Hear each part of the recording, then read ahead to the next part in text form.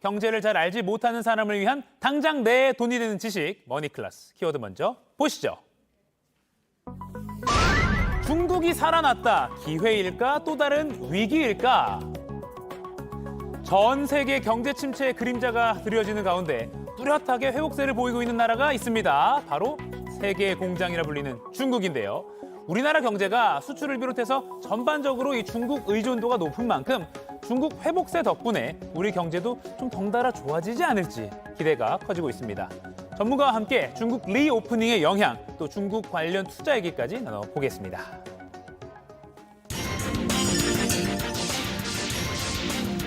경제 빅피처를 그려주시는 분이죠. 김광석 한양대 겸임교수와 얘기 나눠보겠습니다. 안녕하세요. 네, 안녕하세요. 리오프닝, 그러니까 중국이 코로나 방역을 풀고 이제 경제 활동이 다시 활발하게 시작되는 그 현상인데 네. 이 리오프닝 효과가 당장 이번에 1분기에 중국에서 명확하게 나타났다고요. 네, 역시 경제가 어떤 상황이냐라는 것을 가장 명확하게 전달해주는 그 네. 지표가 경제 성장률 아니겠습니까? 네.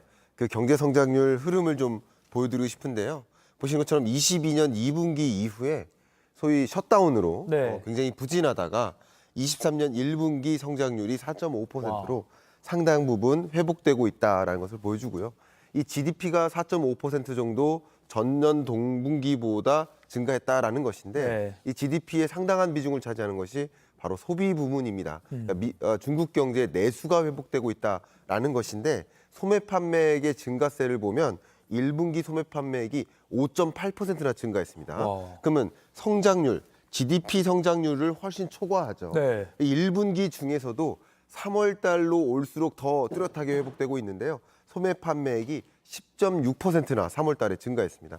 그러니까 4월, 5월, 그러니까 이 리오프닝이 시작된 지는 좀 됐지만 네네. 본격적으로 리오픈되는 그런 시점은 3월, 4월, 5월 이 정도가 되지 않을까 이렇게 기대되고 있습니다. 와, 소매 판매액이 10%면 사람들이 이제 묶여 있다가 네. 문이 열리면서 엄청 소비를 하고 있다는 그런 그렇습니다. 소리네요. 네. 네, 중국 경제 규모가 이제 미국 다음으로 세계 2위입니다. 그렇습니다. 그렇게 리오프닝 효과가 살아나면 네. 우리나라도 그렇고요. 좀 다른 전 세계적으로 좀 경제가 좀 긍정적인 효과를 좀 얻지 않겠습니까? 네, 우리나라를 보통 표현할 때 대외 의존도가 높은 나라. 네네네. 대외 의존도가 높은데 유독 우리나라는 중국과 미국에 대한 경제적 의존도가 높은 나라 이렇게 네. 생각해 볼 수 있겠죠.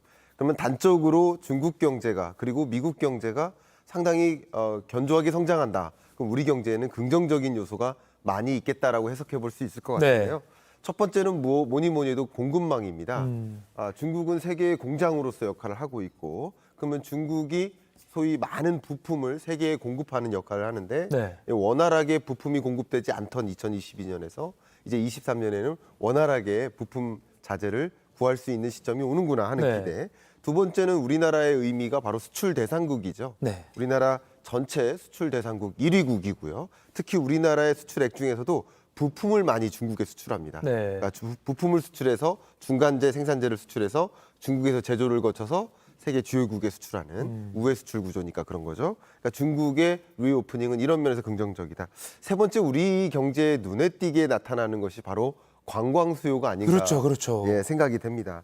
한국 방문이 지배적으로 나타날 텐데요. 네. 일단 관광객 유입이 시작됐습니다. 아하. 특히 이 관광객, 중국 관광객이 우리나라로 유입되는 과정에서는 굉장히 많은 우리나라 내수 소비가 또 기대될 수 있겠는데요. 명동 상권 이런 얘기 하잖아요. 그렇습니다. 사진도 있네요. 특히 황금 연휴 바로 4월 29일부터 5월 3일까지가 중국의 노동절입니다. 그 기간 동안 중국인 관광객이 굉장히 많이 한국으로 방문할 것으로 이렇게 기대되고 있기 때문에 이런 부분들 중국의 리오프닝은 우리나라 경제 입장에서 긍정적인 부분들이 많이 있겠다 이렇게 생각해 볼 수 있겠네요. 근데 이 경제 뉴스를 보니까 대중국 수출이라고 그러니까 우리나라가 중국으로 파는 그 수출이 굉장히 적자라고 들었어요. 그게 심각한 네. 문제인데 네. 이 리오프닝을 하면 나아질 줄 알았는데 네.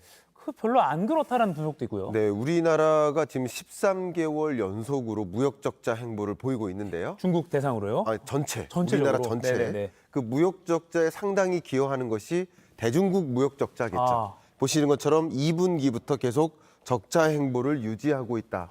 그러니까 대중국 무역 적자인데 우리나라가 대세계 무역 적자를 피하기가 어려운 국면이다. 이렇게 생각하실 필요가 있겠죠. 근데 중국 경제가 되살아나면서 최종재나 중간재 이 수출이 좀 많아질 수 있기 때문에 그래도 기대되는 부분들이 많이 있습니다. 네. 그러나 방금 말씀하셨던 것처럼 중국의 여러 정책 기조 자체가 과거에는 우리와 중국이 보완 관계였는데 네. 이제 경쟁 관계로 바뀝니다. 네. 경제의 패러다임이 바뀌는 모습이에요.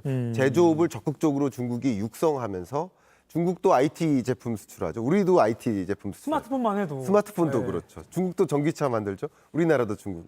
마찬가지입니다. 또 중국 경제의 기조 자체가 수출 중심이 아니라 이제 내수 중심으로 가자. 중국 자체의 서비스업 중심으로 가자 하는 기조가 같이 맞물리기 때문에 아하. 우리나라 입장에서 중국 경제가 리오프닝 되네. 그럼 우리에게 기대되는 것들이 많겠네 하는 것들도 있겠지만 이런 기조적인 변화가 우리에게 좀 중국 수출에 좀 걸림돌로 작용할 수 있겠다 이렇게 생각될 수 있겠네요. 그리고 뭔가 중국이 막 빨아들이는 워낙 내수가 크니까 네. 중국 경제가 살아나면 사실 다 좋을 것 같은데 그렇지 않은 우려되는 부분도 있다면서요. 바로 우려되는 부분도 있습니다. 네. 항상 어떤 일이 닥치면 그것은 긍정적인 일도 있지만 네네. 부정적인 효과도 있을 겁니다. 어쨌든 긍정적인 것은 경제나 수출이나 또 관광객이나 네. 이런 부분에서 긍정적으로 기여할 것들이 있겠죠. 네. 다만 22년, 23년 지금 연속으로 이어지고 있는 이 경제 국면에 가장 중요한 숙제가 뭡니까? 물가죠. 그렇죠. 근데 중국 경제가 다시 리오픈된다. 멈춰있던 공장이, 세 개의 공장이 다시 가동된다. 그러면 블랙홀처럼 뭐를 빨아들일까요? 각종 원자재를 빨아들입니다. 그 원자재 중에 첫 번째, 제 이름하고 비슷한데요. 철광석. 아, 네. 철광석. 세계 철광석 수요에 별명이셨을 것 같은데. 네. 저 사회 시간, 초등학교 사회 시간에 많이 불렸어요. 네. 철광석이라고.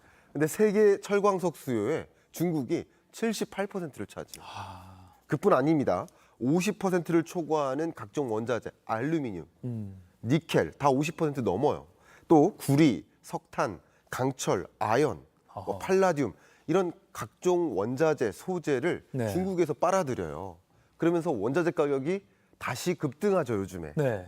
원자재 가격이 다시 급등하면 물가 안정화될 것 같았는데 다시 물가가 상승 기조로 갈 수 있겠죠. 네. 그러니까 그런 것들은 우리 경제뿐만 아니라 세계 경제 관점에서 불안 요인으로 작용한다. 그러니까 중국의 리오프닝이 나름 경제적으로 긍정적인 요소도 있겠지만 네. 원자재 가격 급등이나 물가 불안 요소가 된다는 건 이것은 사실 그렇고요. 역사적으로도 2001년에 중국이 WTO에 가입하죠. 네. 그때부터 원자재 슈퍼 사이클이 찾아왔었어요. 왜냐하면 세계 원자재를 정말 블랙홀처럼 빨아들이면서 원자재 가격이 급등하고 그게 물가에도 반영되는 그런 모습이라고 볼 수 있거든요.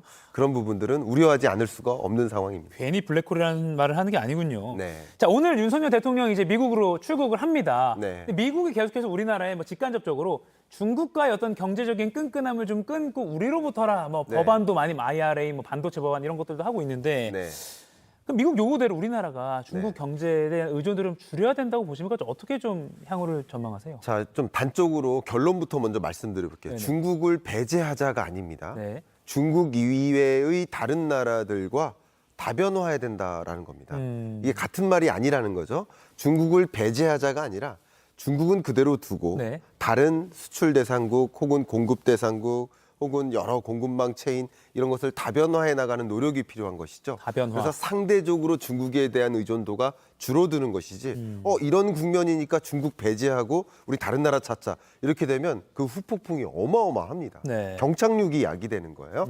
우리나라 전체 수출에 보시는 것처럼 한때는 26%, 27%까지 차지했습니다. 네. 최근 중국 경제가 좀 어려워지고 셧다운되고 그러면서 이제 비중이 좀 줄긴 했습니다만 네. 여전히 우리나라의 첫 번째 수출 대상국이기 때문에 당장 중국을 배제하자 이런 움직임보다는 중장기적인 그림을 그리고 중국 이외의 다른 수출 대상국을 적극적으로 찾아 나가자 하는 우리나라의 외교적인 방향성 건립돼야 되지 않을까 생각합니다. 배제가 아니라 다변화로 목표를 잡아야 된다.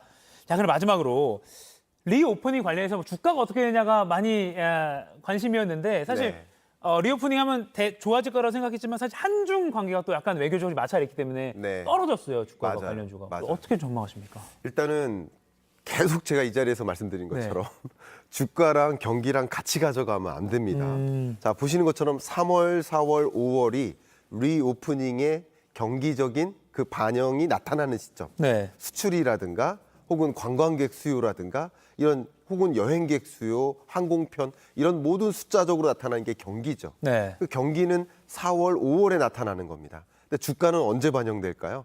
이미 먼저. 그러니까 적어도 작년 말 이쯤부터 작용되니까 리오프닝에 대한 수혜주들은 사실 22년 12월, 23년 1월 이쯤에 다 반영돼서 나타난 것이고 이미. 그렇죠. 경기가 말 그대로 실적, 기업들의 실적이 회복되는 것과 네. 경기가 회복되는 거 이게 같은 거죠. 근데 주가가 먼저 회복되나 이것은 다른 주제다 이렇게 말씀드리고요. 어쨌든 중장기적으로 봤을 때는 미중 간의 패권 전쟁 이것은 굉장히 중요한 거시적인 기조이기 때문에 네. 이것을 거스를 수는 없지 않겠습니까?